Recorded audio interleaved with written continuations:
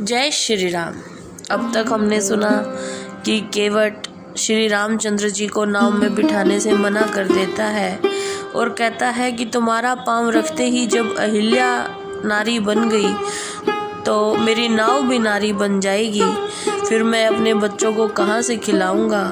तो श्री रामचंद्र जी गंगा पार उतरने के लिए केवट की ओर निहार रहे हैं। आइए अब आगे सुनते हैं श्री रामचरितमानस। पद नख निरखी देवसरी हर्षी, सुनी प्रभु बचन मोहमति करशी। केवट राम रजाय सुपावा, पानी कठवता भरी ले आवा। प्रभु श्री राम के वचनों को सुनकर गंगा जी की बुद्धि भी मोह के कारण खींच गई थी, परंतु समीप आने पर उनके चरणों को देखकर गंगा जी प्रसन्न हो गई। केवट श्री रामचंद्र जी की आज्ञा पाकर कठोते में गंगा जल भर कर ले आया। अति आनंद उमंग अनुरागा, चरण सरोज पखारण लागा। बरसी सुमन सुर सकल सिहाई, एहि सम पुण्य पुंज को नाही। केवट बड़ी उत्साह से प्रेम पूर्वक श्री रामचंद्र जी के चरण कमल धोने लगा। उस समय सब देवता फूलों की वर्षा करके केवट से ईर्ष्या कर रहे थे कि इसके बराबर कोई पुण्यवान मनुष्य नहीं है।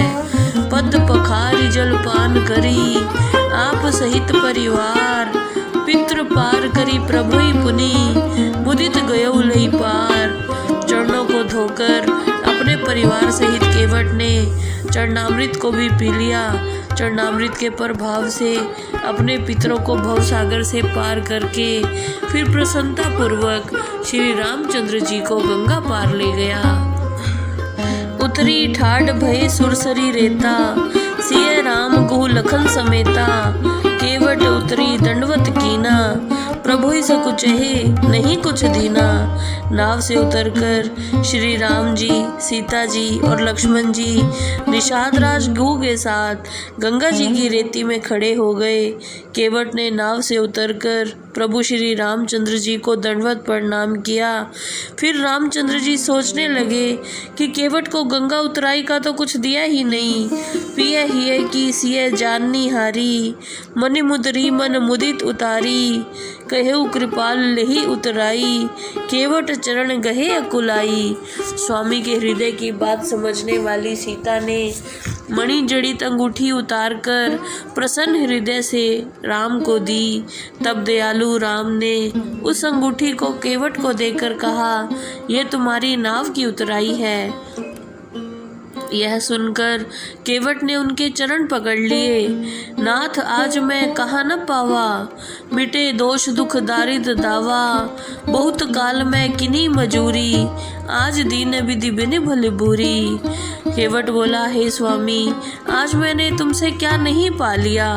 आज मेरे पाप दुख दरिद्रता की आग सब शांत हो गई है।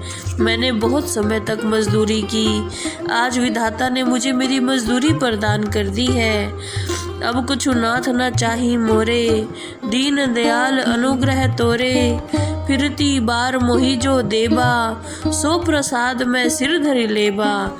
हे स्वामी, हे दीन दयाल, आपकी कृपा से मुझे अब कुछ नहीं चाहिए। लौटते समय मुझे आप जो भी देंगे उसे प्रसाद समझकर मैं सिर माथे पर चढ़ा लूँगा। बहुत कीन प्रभु लखन सिय, नहीं कुछ केवट लेई। विदा कीन करुणा त्यन, भक्ति विमल बरु देई। श्री राम, सीता और लक्ष्मण जी ने बहुत आग्रह किया, परंतु केवट ने उतराई में कुछ भी स्वीकार नहीं किया। तब दया के सागर श्री रामचंद्र जी ने उन्हें अपनी निर्मल भक्ति का वरदान देकर विदा किया। तब मंजनु करी रघुकुल नाथा, पूजी पार्थिव नायउ माथा। सिय सुरसरी कहे कर जोरी, मातु मनोरथ पुर भी मोरी। इसके बाद श्री रामचंद्र जी ने स्नान करके रेत की शिवजी की मूर्ति बनाई और उसका पूजन किया। सीता जी ने हाथ जोड़कर गंगा जी से कहा, हे माता, मेरी मनोकामना पूरी करना। पति देवर संग कुशल बिरहोरी, आई करो जही पूजा तोरी। सुनिसिय विनय प्रेम रस सानी, भई तब विमल बारी बरबानी। ऐसी कृपा करना कि जिससे मैं अपने पति और देवर के साथ कुशलता पूर्वक लौटकर आपकी पूजा कर सकूं। सीता जी की प्रेम रस से भरी प्रार्थना सुनकर गंगा जी ने कहा, सुन रघुबीर प्रिया बैदेही, तव प्रभाव जग विदित न केही। लोकप होई बिलोकत तोरे, तो ही से वही सब सिद्धि कर जोरे। हे श्री राम की प्रिय जानकी, सुनो, संसार में तुम्हारा प्रभाव किसको पता नहीं है। तुम्हारी कृपा दृष्टि से लोग लोकपाल बन जाते हैं और समस्त सिद्धियां हाथ जोड़कर तुम्हारी सेवा करती रहती हैं। तुम्हें जो हमें बड़ी विनय सुनाई, कृपा कीनी मोहि दीनी बढ़ाई। तदपि देवी मैं देवी आसीसा, सफल होन हित निज बागीसा। तुमने जो प्रार्थना की है ये मुझ पर तुम्हारी कृपा है। तुमने मुझे बढ़ाई दी है, फिर भी हे देवी, मैं अपनी वाणी को सफल करने के लिए तुम्हें आशीर्वाद देती हूँ। प्राणनाथ देवर सहित कुशल कौशला आई, पूजहि सब मन कामना, सुजस रही जग छाई। तुम अपने प्राणनाथ और देवर के साथ कुशलता पूर्वक अयोध्या लौटोगी, तुम्हारी सब मनोकामनाएं पूरी होंगी और संसार में तुम्हारी कीर्ति फैलेगी। गंग वचन सुनी मंगल मूला, मुदित सिय सुरसरी अनुकूला। तब प्रभु गही कहु घर जाऊ, सुनत सुख मुख भाव उरदाहु। गंगा जी के मंगलकारी वचनों को सुनकर और गंगा जी को अपने अनुकूल जानकर सीता जी बहुत प्रसन्न हुई। फिर श्री रामचंद्र जी ने निषाद राज से कहा, अब तुम अपने घर जाओ, जिससे निषाद राज का मन उदास हो गया। दीन बचन गुरु कहकर जोरी, विनय सुनहु रघुकुलमणि मोरी। नाथ साथ रही पंथ दिखाई, करी दिन चार चरण सेवकाई। हाथ जोड़कर निषाद राज बोला, हे रघुकुल शिरोमणि, मेरी प्रार्थना है कि मैं आपके साथ रहकर आपको वनों का रास्ता दिखाता हुआ कुछ दिन आपके चरणों की सेवा कर सकूं। जेहि बन जाई रहब रघुराई, परन कुटी में कर भी सुहाई। तब मोहि कह जसि देव रजाई, सोई करी हूँ रघुबीर दुहाई।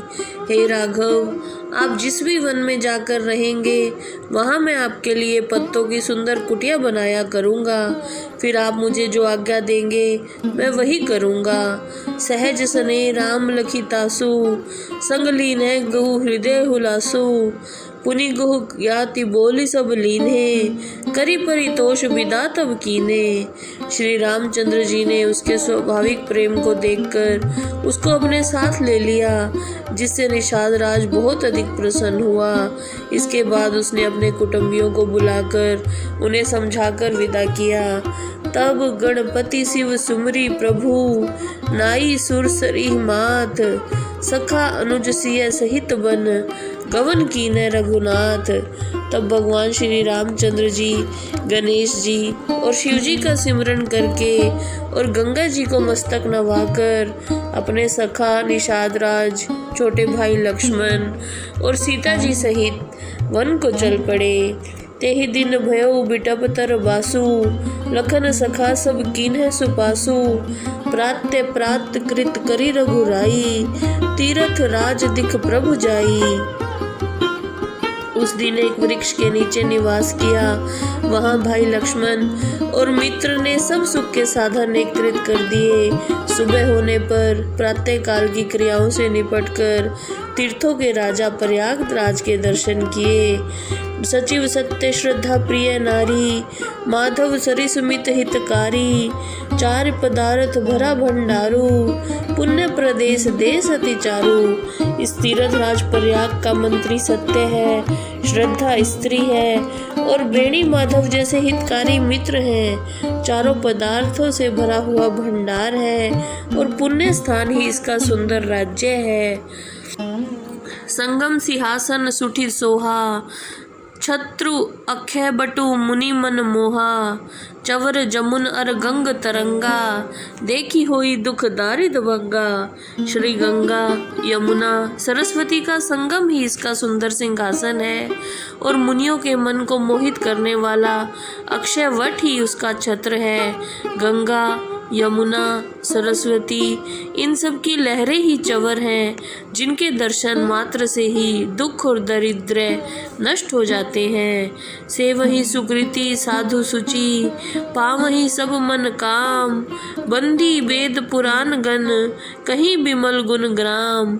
पुण्यवान महात्मा और पवित्र लोग उसकी सेवा करते हैं और मनवांछित फल पाते हैं। वेद और पुराण ही इसके बंदीगण हैं, जो इस तीर्थ राज के निर्मल गुणों का गान करते हैं। कही सिय लख नहीं सखई सुनाई, श्रीमुख तीरथ राज बढ़ाई, करी प्रणाम देखत बन भागा, कहत महात्म अति अनुरागा। श्री राम ने अपने मुख से सीता जी, लक्ष्मण और निषाद राज को तीर्थ राज प्रयाग की महिमा बताई। फिर प्रणाम करके वहाँ के वन और बगीचों को देखकर बड़े प्रेम के साथ उन सब का महात्म्य वर्णन करने लगे। यही विधि आई बिलोकी बैनी, सुमिरत सकल सुमंगल देनी, मुदित नहाई किन्ही शिव सेवा, पूजी जथा विधि तीरथ देवा। इस प्रकार उन सब ने त्रिवेणी का दर्शन किया, जिनके सिमरन मात्र से ही समस्त आनंद मंगलों को मिल जाता है।